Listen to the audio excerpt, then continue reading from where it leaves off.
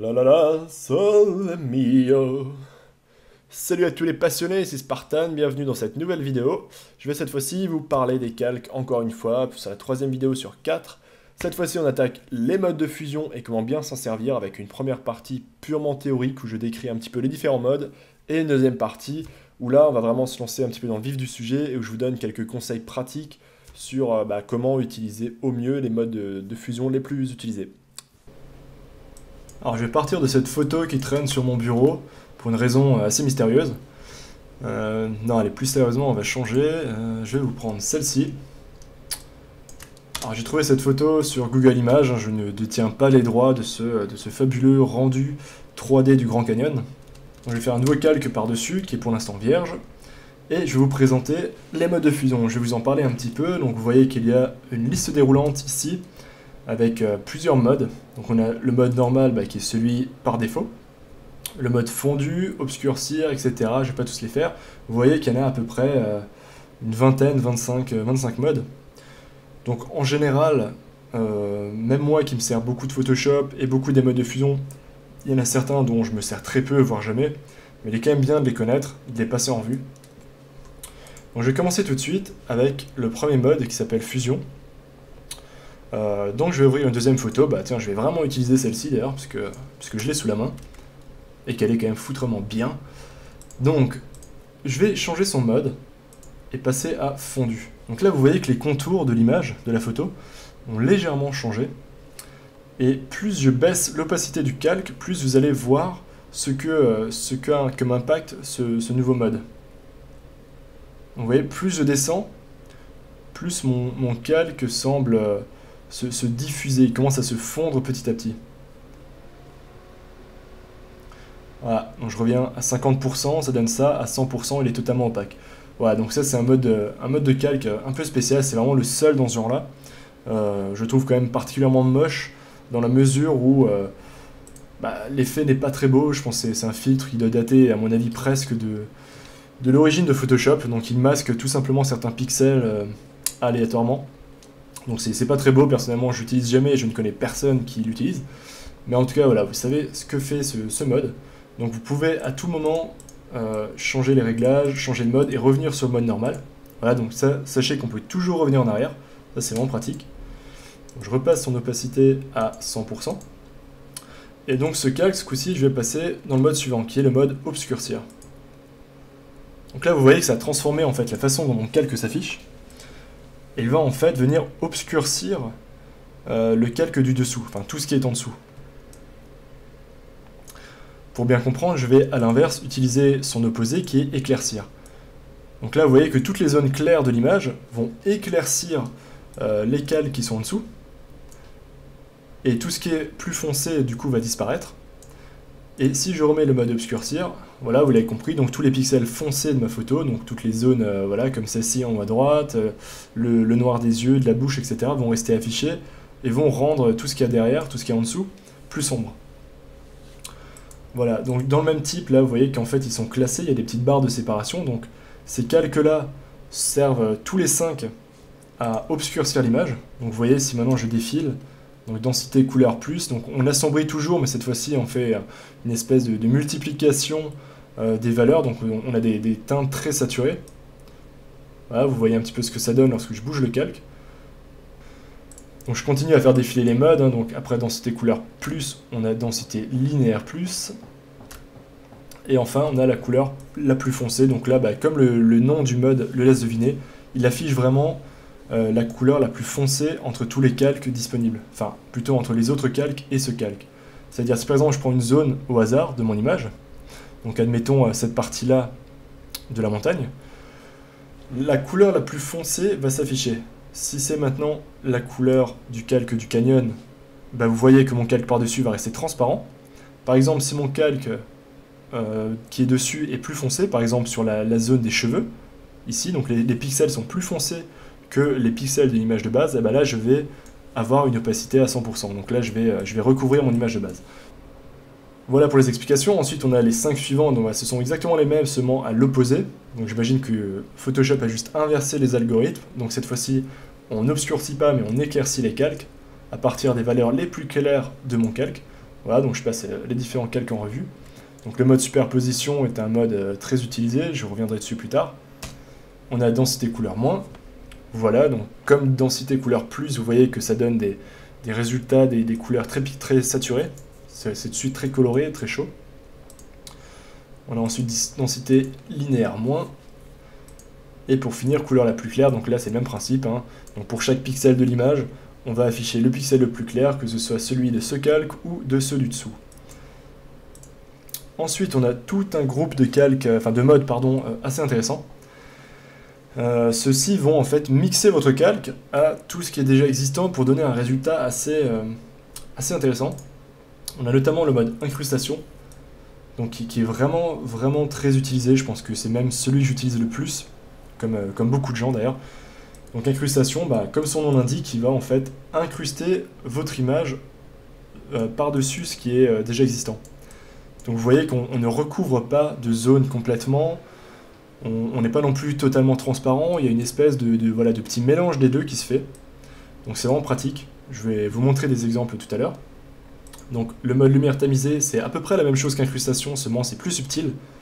Voilà, donc c'est vraiment un mode de fusion pardon, qui est intéressant si vous voulez garder le même type d'effet qu'un incrustation, mais que vous ne voulez pas avoir les couleurs trop saturées que vous donne ce mode. Voilà, donc lumière tamisée va aussi vous incruster votre image, mais sans trop changer les couleurs. Il va plus s'intéresser aux valeurs, donc c'est très intéressant. Ensuite, vous avez lumière crue. Donc c'est le même principe, ça incruste l'image, seulement cette fois-ci de façon beaucoup plus brutale, on va dire. Ensuite, vous avez lumière vive, c'est un petit peu le même principe, vous voyez que l'image est incrustée, mais de façon un peu hardcore. Ça pique un peu les yeux. Ensuite, voilà, les autres modes sont à peu près pareils. Hein. Lumière ponctuelle, identique, mélange maximal. Donc là, on va carrément chercher dans de l'effet graphique bien différent. Vous voyez ce que ça donne si je bouge le calque. Donc les différentes zones vont vraiment se multiplier les unes entre elles. Donc c'est pas très beau. Moi, personnellement, je m'en sers jamais. Mais en tout cas, voilà, si jamais vous voulez incruster une photo dans une autre, essayez de jongler entre ces différents modes de fusion jusqu'à trouver celui qui convient le mieux. Si c'est pas incrustation, pour moi c'est souvent lumière tamisée. Après les autres, voilà, c'est plus si vous recherchez un effet particulier. Ensuite, on a les 4 modes suivants: différence, exclusion, soustraction et division. Alors là, c'est pareil. Ce sont des modes assez spéciaux. Je m'en sers jamais, mais on sait jamais, ça peut vous être utile. Donc différence, il fait une différence des valeurs de l'image, tout en incrustant. Donc je sais pas trop comment expliquer ça mieux que vous le montrer, tout simplement. Donc dans le même genre, on a exclusion, voilà, c'est un peu le même principe. On a ensuite soustraction. Voilà, vous voyez ce que ça fait, hein. J'ai pas besoin de vous le décrire, après c'est à vous de tester en fonction de votre création. Et division, donc, qui est l'inverse de soustraction, enfin, en tout cas c'est un effet différent, voilà, donc on va venir éclaircir au maximum l'image. Ensuite, on a 4 modes de fusion qui sont très intéressants, donc ceux-là je m'en sers beaucoup. Il s'agit des modes teinte. Donc là, vous allez pouvoir modifier la teinte d'une image. Donc là, je vais vous montrer tout de suite en pratique à quoi ça sert. Ce sera beaucoup plus pratique à expliquer en partant d'un calque de couleur uni qu'en utilisant cette magnifique photo de même. Voilà, je la remets en normal et je la masque. Donc, le mode teinte, comme son nom l'indique, il va venir tout simplement changer la teinte de tout ce qui se trouve en dessous. Donc vous voyez que par exemple pour l'instant j'ai un ciel qui est bleu là-haut. J'ai envie de changer la teinte et mettre une teinte un peu plus vers le rose. Voilà, je me sens un petit peu d'humeur mon petit poney aujourd'hui. J'ai envie de faire un joli ciel rose.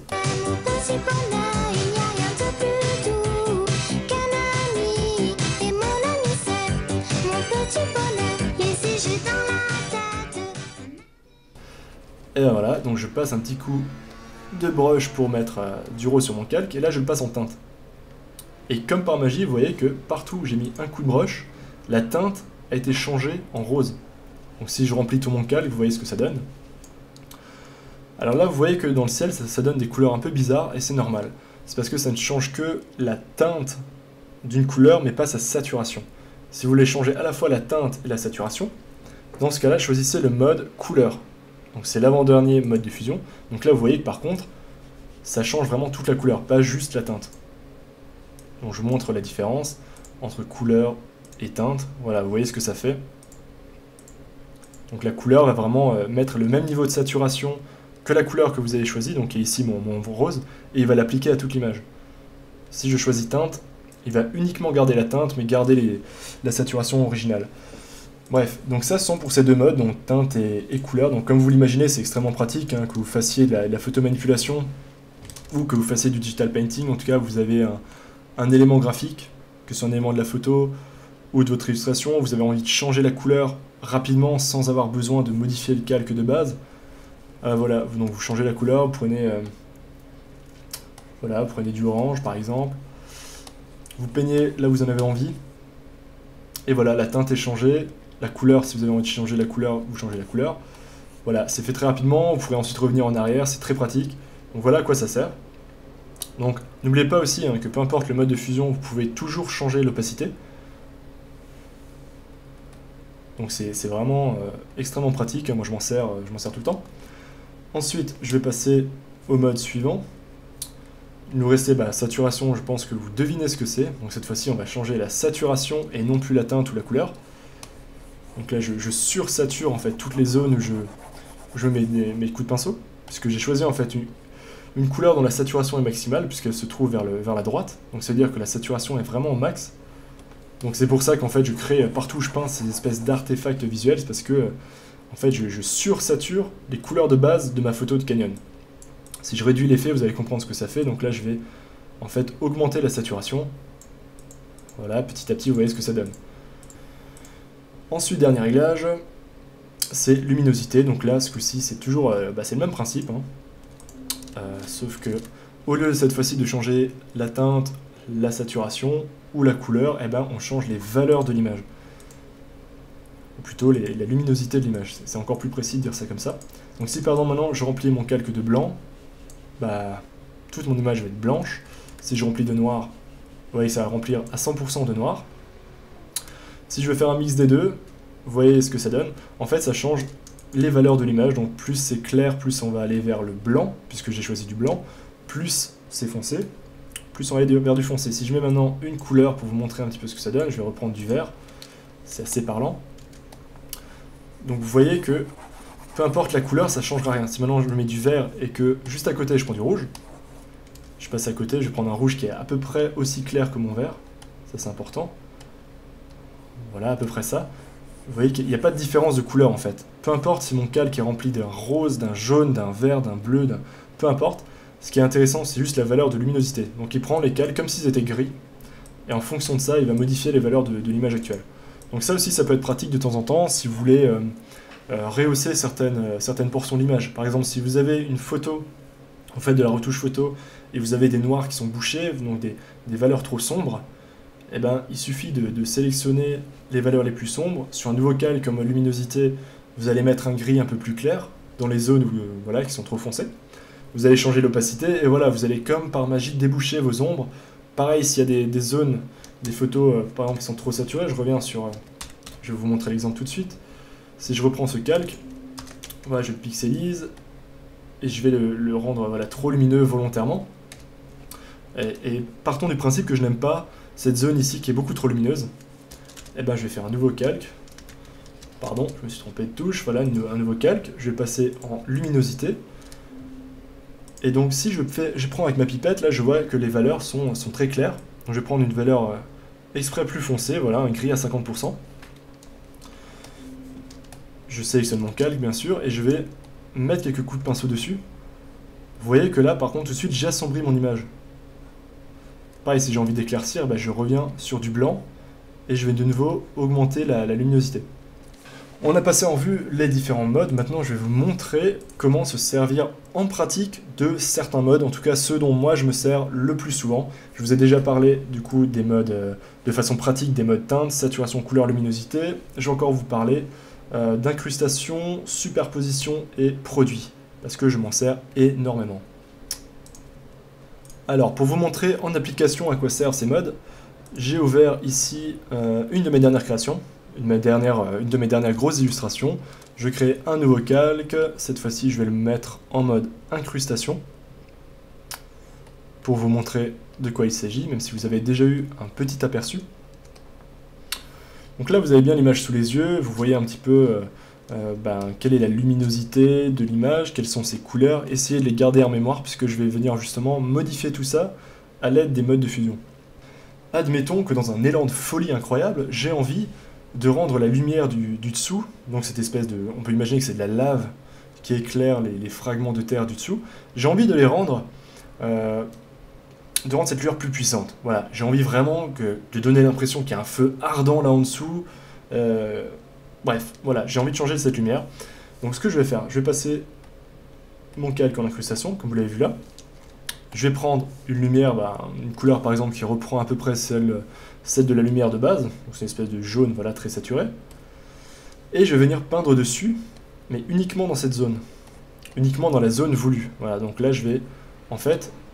Vous voyez que c'est un double processus, c'est-à-dire que à la fois en mode incrustation, je vais éclaircir, lorsque j'utilise une couleur claire, je vais éclaircir mes valeurs, et en même temps, je vais aussi changer la teinte et la couleur de mes calques du dessous. Donc c'est-à-dire que là, mes couleurs sont modifiées parce que je les rends encore plus jaunes et orangées, et qu'en même temps, c'est encore plus saturé qu'avant, c'est-à-dire c'est encore plus fort comme couleur. Donc maintenant, pour continuer mon effet, je vais cette fois-ci prendre du blanc. Donc là, le blanc, lui, ne va que très peu changer les couleurs, enfin un petit peu moins. Il va surtout rehausser les valeurs, vraiment à leur maximum. Donc voilà, là, vous voyez, je repasse un petit peu partout sur le bas de l'image. Donc là, vous voyez qu'on a vraiment l'impression que cette lumière elle vient presque brûler, elle est presque aveuglante, tellement elle est devenue forte, et tellement les couleurs sont saturées. Donc là, j'ai volontairement exagéré pour bien vous montrer l'effet avant-après. Donc je vous conseille peut-être pas d'exagérer autant que ça, mais ça peut être très utile, voilà, si j'ai envie de rehausser la lumière sur certains bâtiments, par exemple. Là, instinctivement, j'ai envie de gommer un petit peu le calque, justement, à certaines zones où c'est trop présent. Donc ça, c'est un des warnings que j'ai envie de vous mettre lorsque vous utilisez les modes de calque, et surtout le mode incrustation. Faites attention à ne pas brûler vos images. Vous risquez de cramer vos couleurs, vous risquez d'avoir un effet de sursaturation qui est pas très réaliste, qui est pas très beau. Vous voyez que là, c'est déjà le cas chez moi, hein. Je préfère largement les couleurs de base, qui paraissent peut-être plus ternes maintenant que vous avez eu les autres sous les yeux, mais qui sont en tout cas plus douces et plus réalistes. Maintenant, je vais gommer ce que j'ai fait sur ce calque, et je vais montrer une autre application, toujours du mode incrustation. Et cette fois-ci, je vais aller dans les tons foncés. Donc voilà, je vais prendre une couleur foncée, celle-ci, elle ira très bien. Donc comme vous en doutez, ce coup-ci, je vais obscurcir certaines parties de l'image. Donc admettons que j'ai envie de rendre le bas encore plus foncé, voilà, parce que cette fois-ci, au contraire, je trouve que ma source de lumière secondaire qui vient du sol, elle est trop forte. Donc j'ai envie de l'atténuer un petit peu, j'ai envie de rendre le bas plus sombre et plus mystérieux.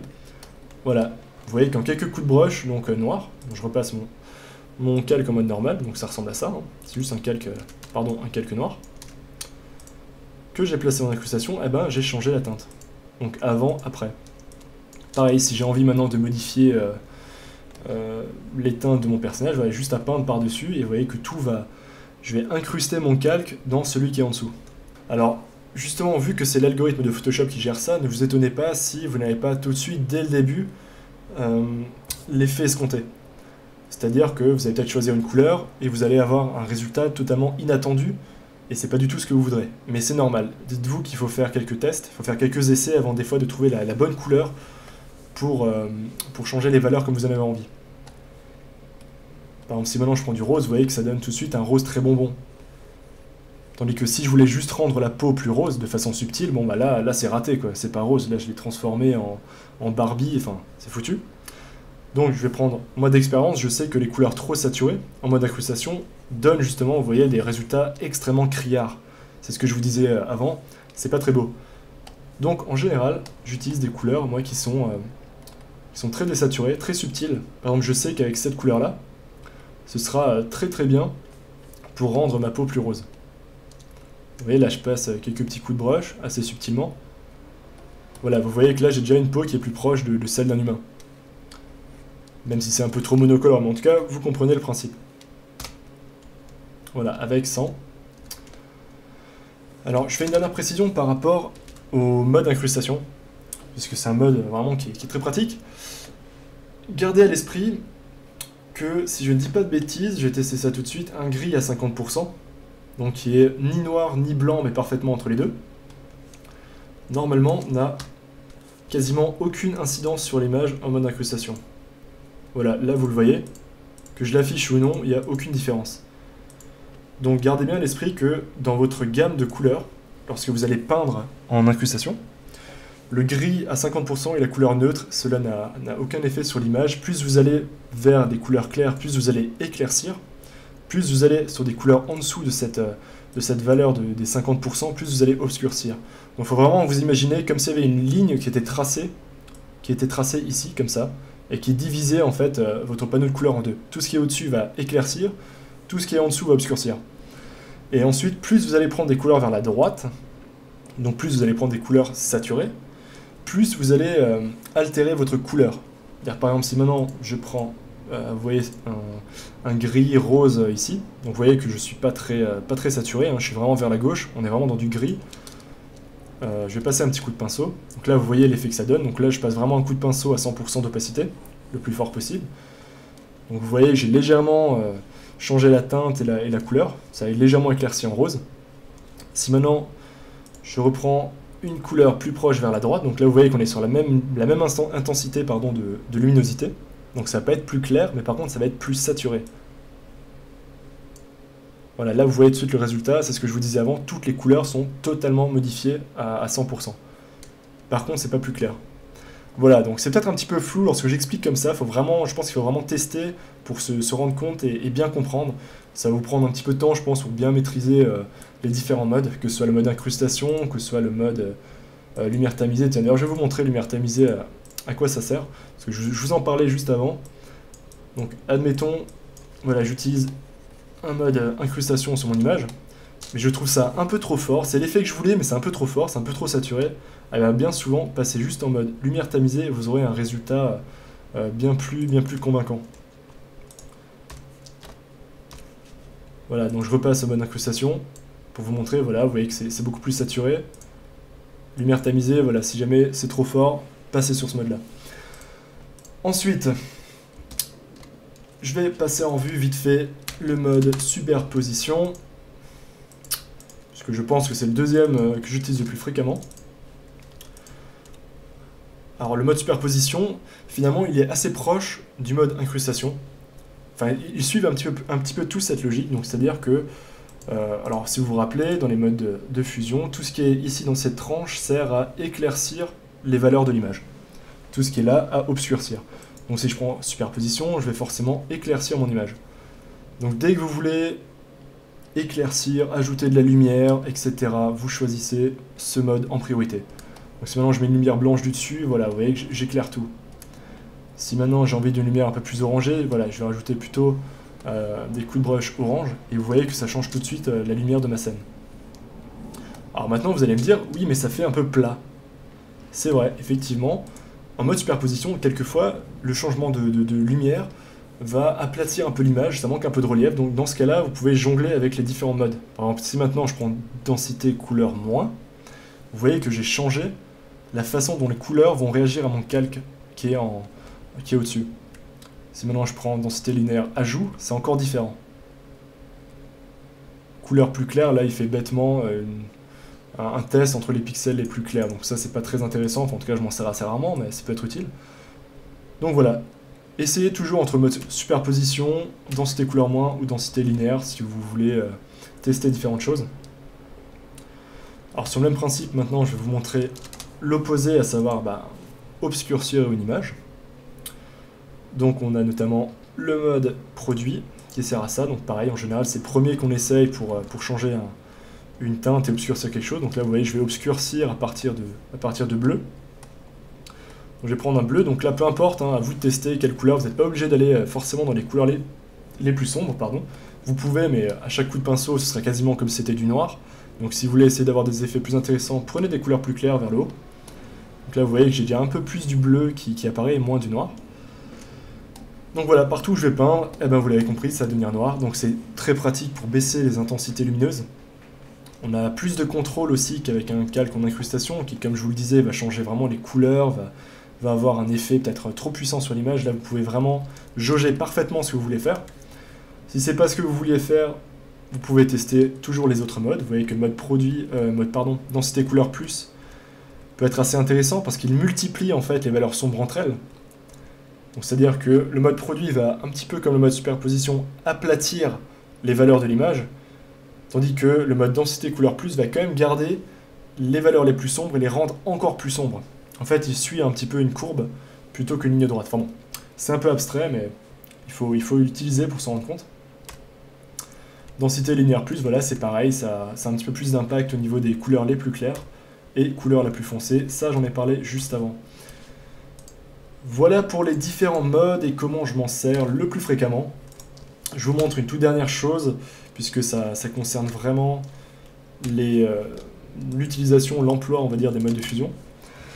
Je vais vous montrer donc une autre utilité du mode produit, qui est très utilisée par tous les dessinateurs, les digital painters. C'est notamment si vous faites des croquis, et surtout si vous les faites sur papier. Donc c'est-à-dire que vous allez scanner votre feuille de papier. Donc je vais essayer de simuler très rapidement sur Photoshop ce que ça pourrait donner. Donc on aurait un papier un petit peu jauni, voilà, que vous venez de scanner. Par-dessus, vous avez sur le même calque, hein, vu que c'est une image que vous avez ouverte dans Photoshop, vous avez votre dessin. Donc voilà, je ne sais pas trop ce que ce sera. Mettons, ce sera une espèce de bestiole. Voilà, avec une queue, etc. Bref. Voilà, je vais m'arrêter là. Le problème, c'est que maintenant, donc, vous avez ce croquis qui est aplati en fait sur votre dessin scanné. Donc vous avez une couleur de fond qui est soit blanche, soit un peu blanc-jaune, peu importe, par-dessus votre tracé. Et vous voulez isoler votre tracé. C'est-à-dire que si maintenant j'ai ce croquis, et que j'ai envie de peindre à l'intérieur, j'ai envie de reprendre ce dessin, et ben je vais donc choisir une couleur de base. Je vais commencer à le remplir. Par contre, dès que je vais arriver sur le croquis, forcément je vais le recouvrir. Je vais dépasser du croquis et ça va être vraiment, vraiment pénible.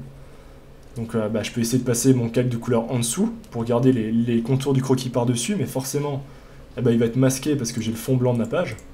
Fond blanc ou jaune, voilà, qui empêche d'afficher les pixels. Donc là, qu'est-ce que vous faites? Vous avez le choix d'essayer de détourer votre croquis, donc vous allez essayer de bidouiller avec la baguette magique ou autre pour essayer de détourer votre croquis, mais voilà, vous allez avoir cette espèce de contour blanc, c'est pas très beau, c'est pas très propre. Donc, plutôt que de faire ça, moi je vous donne une astuce qui est la suivante.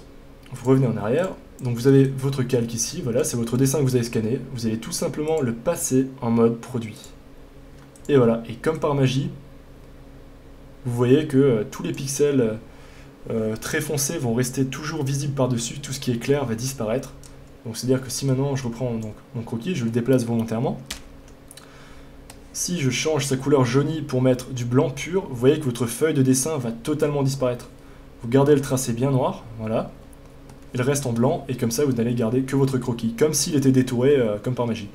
Et donc après, voilà, vous créez un calque en dessous, et vous pouvez remplir comme vous le souhaitez. Voilà, je pense que de toute façon, je reviendrai dans une prochaine vidéo sur les différentes techniques de colorisation, que ce soit à partir d'un dessin ou d'un croquis, donc je reviendrai sur ces techniques. Mais en tout cas, je ne pouvais pas parler des modes de fusion, et surtout du mode produit, sans parler de cette astuce, qui est vraiment, vraiment à connaître, surtout pour le digital painting. Une dernière précision que je n'ai pas dit, hein, vous pouvez, bien entendu, additionner les modes de fusion les uns par-dessus les autres. Donc voilà, vous pouvez très bien avoir 3 calques d'incrustation les uns par-dessus les autres. Par-dessus, vous pouvez mettre un 4e calque qui va être en mode superposition. Voilà, il n'y a pas de souci. Tout est possible, hein. Gardez juste à l'esprit que votre image va être à chaque fois un peu plus déformée, à chaque fois plus modifiée. Donc prenez quand même garde à ne pas exagérer ces effets. Je sais que lorsqu'on débute, que ce soit en photomanipulation, en dessin, en painting, peu importe, on a tendance à exagérer ces effets. Donc on a vite des couleurs qui sont pas très naturelles, c'est des couleurs trop saturées, bref. Voilà, donc utilisez ça avec parcimonie, faites-vous plaisir. Si vous avez des questions, je me ferai un plaisir d'y répondre comme toujours. J'espère que je vous ai appris des choses dans cette vidéo. La 4e vidéo qui sera vraiment propre au digital painting, où je vais répondre à des questions assez basiques du type combien de calques il faut utiliser, dans quel ordre, comment, etc. arrivera très bientôt. En attendant, je vous remercie de m'avoir suivi jusqu'au bout. Cette vidéo était un petit peu longue et comme vous avez été très sage, je vous remercie avec une petite vidéo de chat bien sympa. Allez, à bientôt mes petits chérubins.